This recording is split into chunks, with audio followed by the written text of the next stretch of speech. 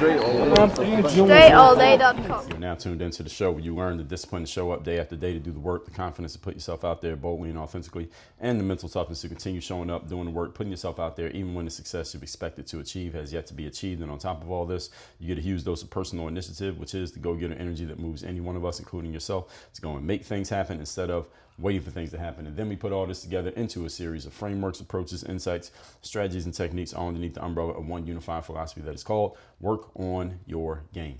My name is Dre Baldwin, also known as Dre All Day, and welcome to the show. And today's topic is intelligence, the 3 keys to intelligence. And the definition, first of all, of intelligence, because everybody's heard the word, but I don't think most of us have looked up the definition. I don't think I had until I thought of this subject, is the ability to acquire, understand, and use knowledge. That's the definition of intelligence. The ability to acquire, understand, and use knowledge. Now, that's an interesting definition because I think most of us, and I'll use myself as an example here, looked at intelligence as meaning how much does a person know, and just how well can they discern what's going on based on their knowledge. But the definition is the ability, this is the key word, the ability to acquire, understand, and use knowledge. Not about actually how much you have, it's just, do you have the capacity to get any? That's what intelligence is defined as. So that's an interesting definition, because how do you measure that capacity? Well, we have tests for that. That's where you have things like the SATs and LSATs and entrance exams, which are essentially, they are intelligence tests. Whether people want to admit it or not, and you think the tests are racially biased or whatever, they're intelligence tests. That's what they are. And you also have IQ tests and things like that. But today what we're going to do is we're going to break this down even further. And because, rather, we know that intelligence is a common word, or a word that is commonly used, and people often use it to mean that someone is generally smart or not smart, or that a person understands certain things or that they don't, or that they are being accused of failing to understand certain things that the speaker understands well. So you all are just not as intelligent as I am, and that's why I understand this and you don't. You hear people use that frame often, maybe not in the exact same words. And often it's used as a form of personal attack. When you say someone lacks intelligence, they say, well, most of the intelligent voters voted for this person, and then all the unintelligent people voted for the other person who ended up winning. And you've heard that frame many times before. So today I'm going to explain how to make yourself a more intelligent person by the definition of the word, not by the human opinion of the word, on any subject. Okay, so if you want to increase your intelligence, I'm going to tell you the 3 keys to doing it. Point number 1, today's topic, once again, is 3 keys to intelligence. And hold on, I'm just putting a note here. All right, there we go. Number 1, seek knowledge. Number 1 way to increase intelligence is you must seek knowledge. What does that mean? That means you have to be looking for ways to know more stuff. Back in the days, they had a phrase, inquiring minds want to know. Now, you need to be an inquiring mind. Do you actually want to know things? Desire matters. Conscious intention matters. First thing you do to make yourself more intelligent is to actually look for ways to increase your knowledge base. Because the base of known knowledge, ladies and gentlemen, is so vast and so deep that it is effectively impossible for any of us to have knowledge on every possible subject. So you can't be intelligent on every possible subject in the world because there are too many subjects. And you definitely can't have a depth of knowledge on every possible subject because there are too many subjects. You just don't have the time to consume all the information that's available in the world, let alone the time to discern what is useful versus what is not. It's humanly impossible. So I do believe that it is good to know a little bit about a lot of different things. Maybe not a little bit about everything, literally everything, again, impossible. But it is, I do believe, beneficial to know a little bit about a lot of different things, because that makes you a person who can have conversations with different people on different subjects, no matter who they are. So you can get dropped into a cocktail party and not be in the industry for which most of the people there are working, but you can still have meaningful conversations with a lot of them by simply, first of all, asking questions, which is a way of seeking knowledge and acquiring knowledge, and also just being able to talk to them and, as they say, shoot the shit about whatever. So if they happen to play golf, or they're really into politics, or they read a lot of personal development books, or they have traveled to South America like you have, just knowing a little bit about a lot of different things makes you more eligible and more able to have conversations with more different types of people in different places and in different settings. And that makes you a very valuable person just in the world, period, because you have the ability to mix and mingle and small talk with anyone. And when you can small talk with someone, you're opening the door for big talk. And it also makes people like you more when they can have a conversation with you. We tend to like people who we spend time with and who we find some type of rapport with through conversation. Interesting thing is you can probably find rapport with pretty much anybody if you learn how to ask the right questions and you two can just have conversation. You'll find something that you and that other person can connect on. And if there's someone with whom you cannot connect on with anything, then usually you and that person won't have too many conversations in the future. So I do believe that, again, it's good to know a little bit about a lot of different things. It makes you a more eclectic individual. I'm also a believer in having a depth of knowledge in specific areas that matter to you, whether for personal reasons or professional reasons. Now, again, a depth of knowledge means you're not going an inch deep, you're going a mile deep on a certain subject. Now, you do not have the resources, attention, energy, or time resources to go a mile deep on every single subject. That's why you have to choose which subjects would you like to go a mile deep on. I would say for most human beings, you can resource-wise reasonably afford to go a mile deep on about 3 topics at the most. Some people only go deep on 1. Some have 2. Some may be able to go deep on 3, but you probably can't go past 3. So for me, I would say basketball is one that I've gone a mile deep. Another one I've gone a mile deep would be, it's kind of a mix of several things, but what the kind of work that I do now. So entrepreneurship, I'll put in another group. And the third one I would put into that group, which kind of dovetails on entrepreneurship, is I would say personal development, personal and professional development is another one I would put in there. But these kind of all go in one box. Communication, I'll put those all kind of in a box.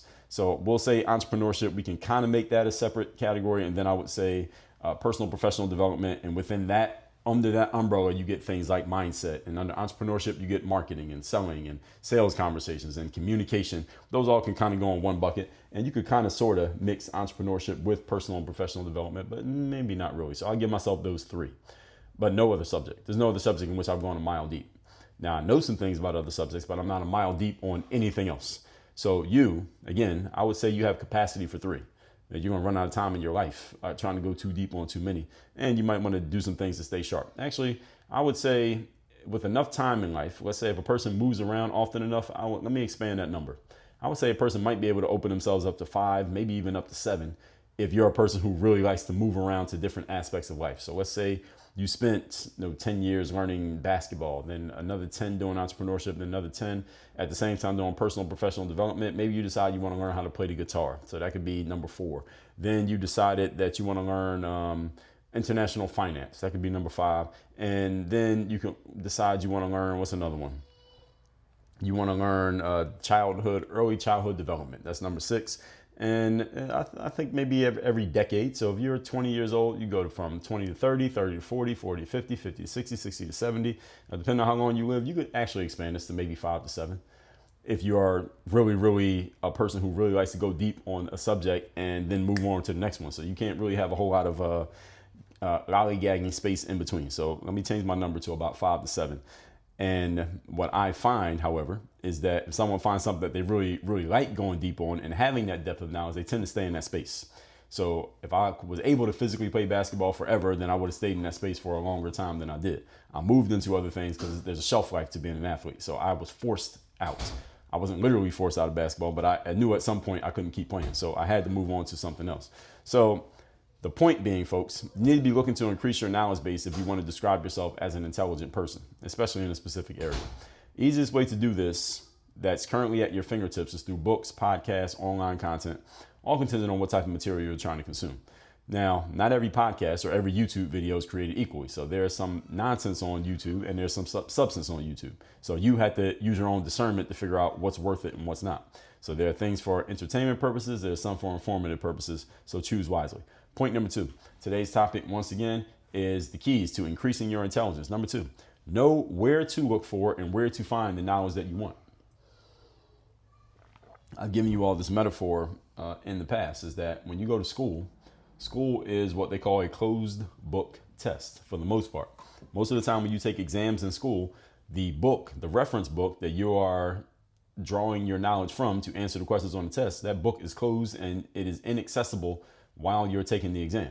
So when you're taking the real estate license exam, For example, you can't be looking in the real estate licensing book for the answers, because then, I mean, what are you proving? You haven't proved that you absorbed the knowledge. Same thing when you're taking the SAT. You can't go open up your phone and get answers from ChatGPT on the question on the test. You have to answer it based on what you already have in your head. Now, again, this is one of the challenges I have with the education system, but that's neither here nor there, at least as it refers to today's topic. As an intelligent person in real life outside of school, because in school, again, you have to answer all the questions based on what you allegedly have absorbed. In real life, you don't have to do that.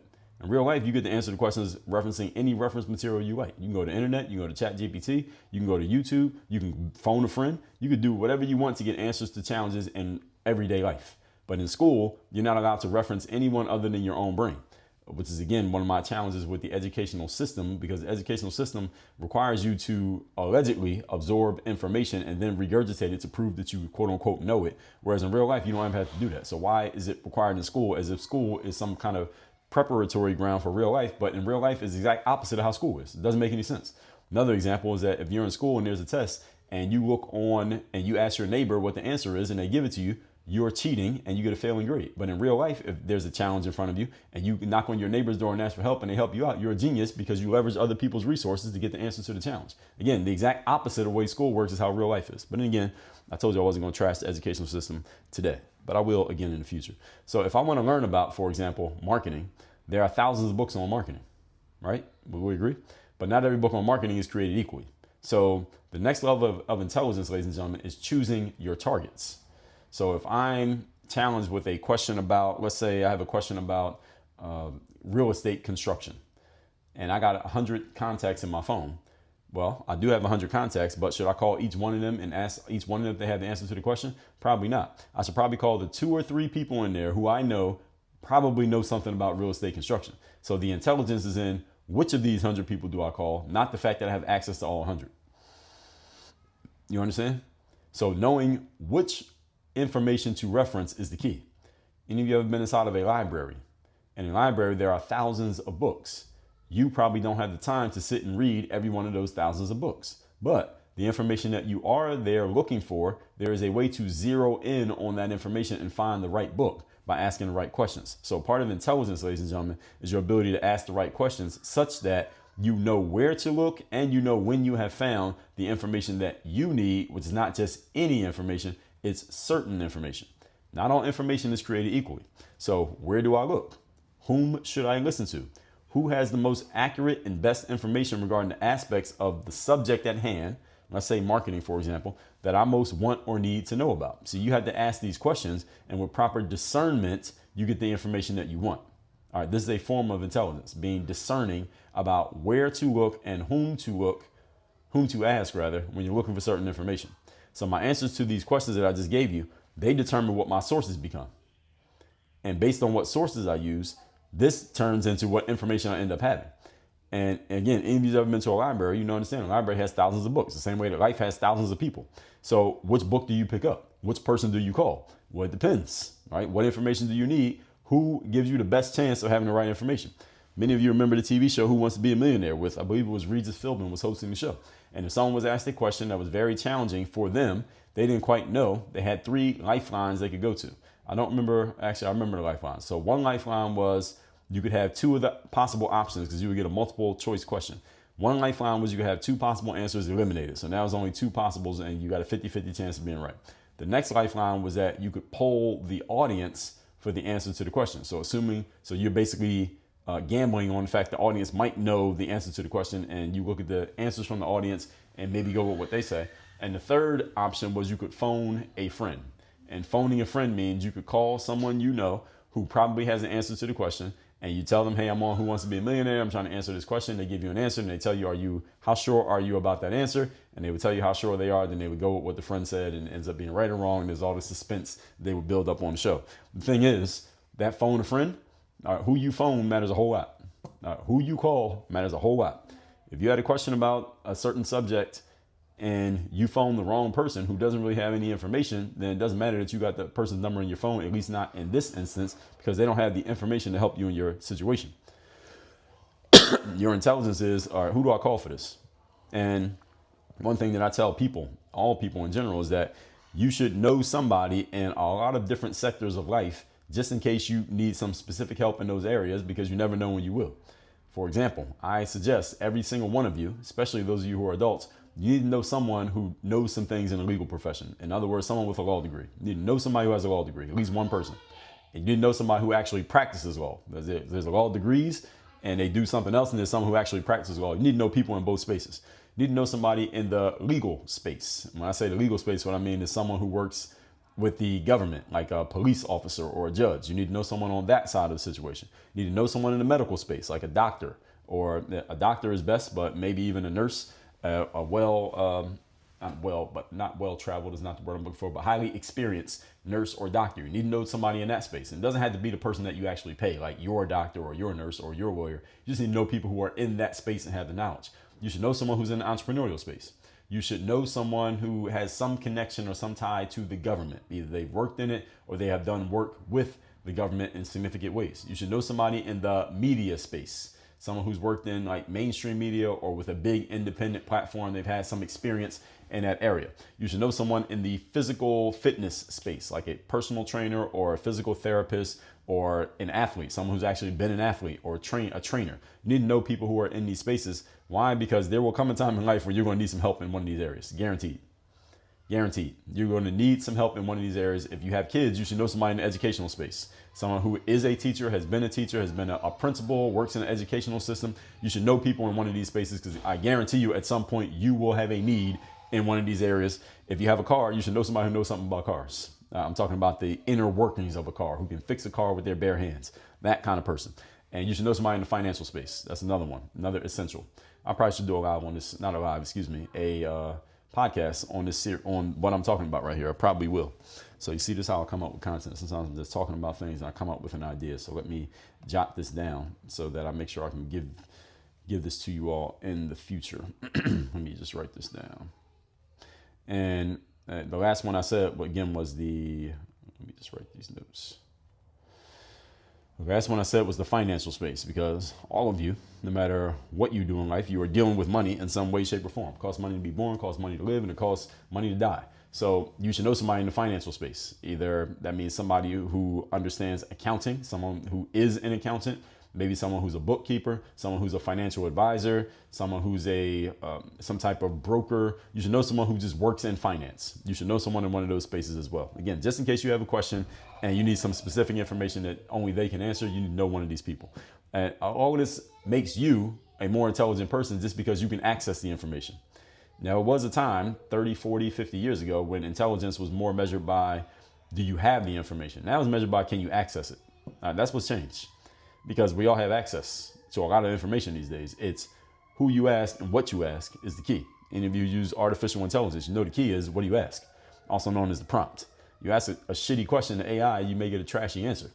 And AI is getting better at translating your shitty questions into good questions. But if you start out with a better question, then you're more likely to get the answer you're looking for.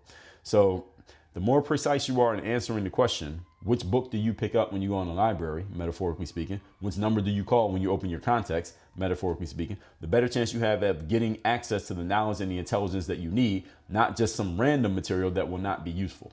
That's the key.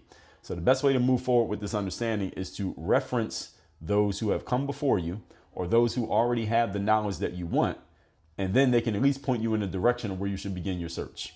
Again, that's the reason why you should know someone in every space, because even though they may not have a direct answer, they will be able to at least give you a framework towards a general answer. So let's say I said you need to know someone in the medical space. So let's say you have a back issue and the person you know in the medical space is a podiatrist. So they don't really know anything about your back issue, but because they're a podiatrist, they understand the frame of how doctors work and what doctors may do. So they can point you in a direction and give you some information that the average everyday person could not give you just because of their experience. That's why you need to know these people. They can at least get you looking the right way. So you're not looking the wrong way and then your questions don't even matter. Point number 3, today's topic once again is ways to increase your intelligence. 3 ways to increase your intelligence. Number 1, you must apply the knowledge that you have found. One way that people display their intelligence is by actually doing something to apply that intelligence. You got to actually do something. This is the reason why if you go into the office or the living space or the workspace of a person who has achieved some things based on what they know, they usually have some reference to those things hanging up on the wall or up on their shelves or displayed in such a way that you can see it and that they can see it. And there's a reason, because they are letting you know that they have some credentials in that space. So I remember going to an auto mechanic years ago, and on the wall, he had his auto mechanics degree, or whatever they call that, whatever degree he got from his school for learning, the college he went to for learning the auto mechanic space. He had it right there on the wall in his office. And this guy was like over 40 years of age. He had it on the wall. If you go into a lawyer's office, you're probably going to see their law degrees or whatever. They passed the bar association. If they got any kind of awards, you're going to see those things up on the wall or on the shelf where they are. Why? Because it's a display of them. There's a display of them showing you that they have certain knowledge, not only that they have it, but that they've used it. So if you're watching this on video right now, everything you see behind me, all these adornments you see behind me, these plaques and these awards and these books are what? They're me showing you that I have applied what I know and turned it into something tangible that you can see. And many of you look at these, you see the books. Most of the time when I'm doing live streams, people ask me, are those your books? How many books have you written? Where can I get one of your books? And people see the plaques. If you know what these plaques are and where they come from, then you already know what they mean. So it's a way of me showing you how I've applied my knowledge. This is a simple but often overlooked point of intelligence. So you have to apply what you've learned. How are you applying it is another question. And is it making the impact that you wanted to make? All of these things matter. And these, again, are often known as credentials. So the old saying is knowledge is power.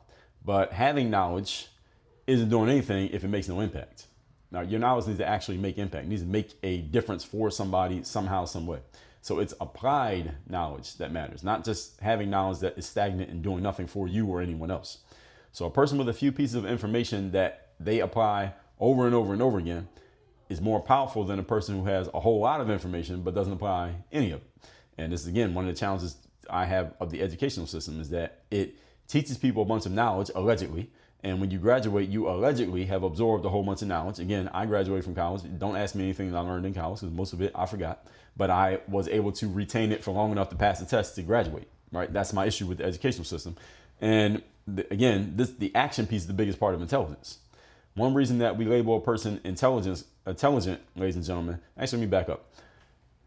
The person with the few pieces of knowledge that they use is more valuable than the person with a lot of information that they have not applied. And this is one of the reasons why I tell college graduates, recent college graduates, not those who graduated 10 or 20 years ago or more.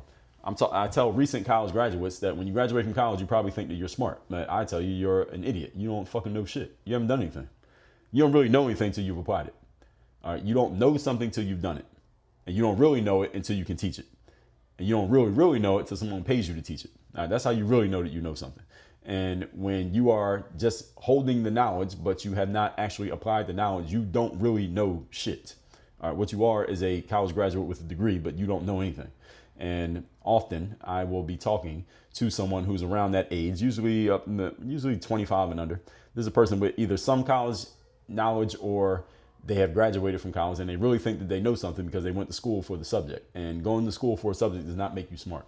But often, if you're talking to someone in that 20 to 25 range, you can't tell them that because, well, they haven't achieved anything else in their life. So if you take away the one thing they have achieved, which is going to college and getting this degree that allegedly proves that they quote unquote know something, they don't take too well to that. All right, just take my word for it. But anyway, they don't actually know shit. So if you're a college graduate, you're 22 listening to this, you don't know shit. All right, go do something, then you know something. All right, no disrespect. But anyway, the action piece is a big part of intelligence. One reason that we label a person intelligent is because of the results they have produced with what they know, not just because they can sit and talk about knowing stuff. All right, sitting and talking about something is one thing. Actually doing it is a whole other thing. And knowing it. If you have both, then that's another thing. Now, again, usually people who know things on a deep level, because they have applied it and done it in some real life form, that's how you know things on a deep level. That's how you get there. Only way you know something on a deep level is because you've done it. You actually lived it. One of the definitions of an expert is a person who has seen every possible problem that could exist in a space. That's what makes you an expert. You've seen everything. And the only way to see everything is you got to actually do it, because there's no book that can allow you to see everything. You can read about everything. You can watch everything, but you haven't actually done it. You have to actually do it to really know it.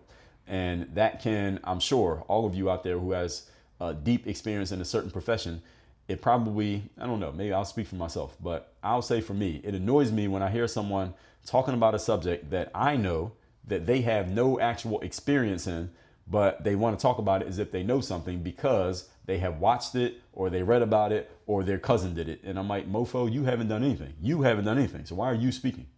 I had somebody say to me on one of my social media comments not too long ago, he said, well, my cousin This guy doesn't play basketball at all, and I can look at the profile, know he doesn't play basketball, look at his body and see he doesn't play basketball, and he's trying to have this conversation with me about basketball, and I'm saying to him, and it was about some specific of the game that requires, like, if you have not played, you don't quite understand it.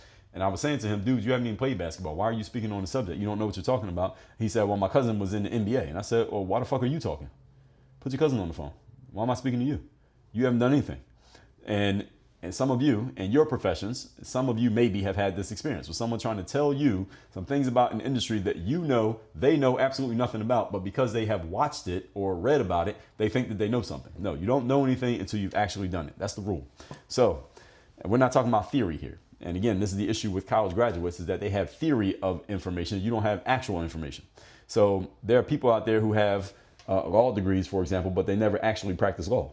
Now, it doesn't mean that they didn't get a degree. It doesn't mean that their degree is invalid, but there's a difference between a person who has a law degree and has never practiced law and the person who has a law degree and is practicing law. Is there a difference?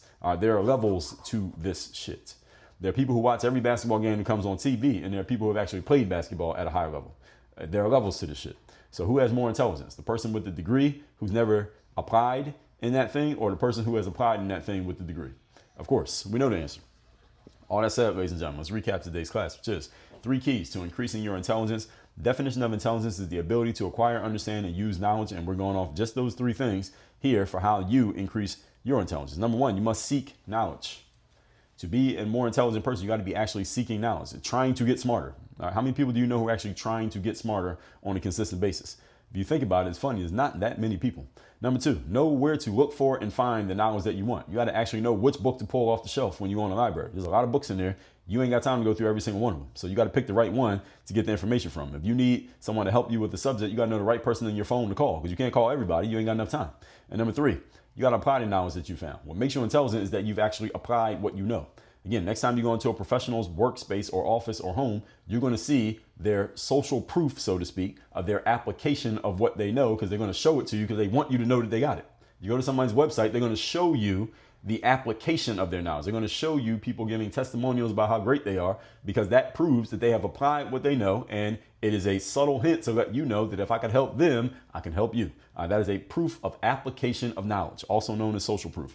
All that said, everybody, workonyourgameuniversity.com. You want to work with me directly, have me as your direct coach, and you can start applying your intelligence in your business and start getting people who need your intelligence and need your help to come to you and give you money for you to help them solve their problems. Go to workonyourgameuniversity.com and let me help you. Work on your game. Dre all